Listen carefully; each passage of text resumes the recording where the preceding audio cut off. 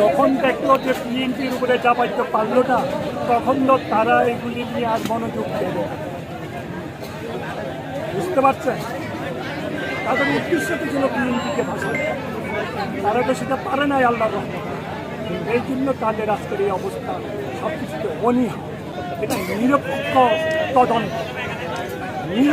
তদন্ত চাই, যাতে আসল ঘটনা বেরিয়ে পড়ে, আমরাও যাতে জানতে পারি আসল ঘটনা। থানার ভারপ্রাপ্ত কর্মকর্তা আওয়ামী লীগের সাংবাদিককে নিয়ে এসে, আওয়ামী লীগের দলের লোকদেরকে নিয়ে এসে উনি প্রচার করতে চাচ্ছিলেন যে বিএনপির লোক এই ঘটনা ঘটাইছে। আল্লাহ পাক তো প্রমাণ করে দিয়েছে তারা ঘটেছে। এই আওয়ামী লীগকে পুনর্বাসন করা করেছে মুরাদনগরের মানুষ জানে।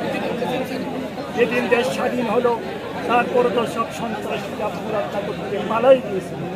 তাদেরকে আনলো, তারা কীভাবে আসলো মুরাদনগরে? আবার কেন মুরাদনগরের অবস্থা আজকে এই অবস্থায় পরিণত হয়েছে?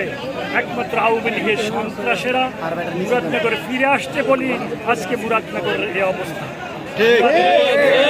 এই প্রশাসন, বিশেষ করে থানা এবং এসপি কুমিল্লা যতদিন বদলি না হবে, যে কোনো একজন এসপিকে দেখ, যে কোনো একজন ওসিকে দেখ মুরাদনগরে, দেখবেন পরিবর্তন অনেক হয়ে যাবে।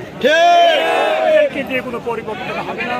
তারা হলো কীভাবে একটা দলকে সাহায্য করবে, বিএনপিকে সমাজ থেকে উৎখাত করবে, এই হলো তাদের প্রচেষ্টা।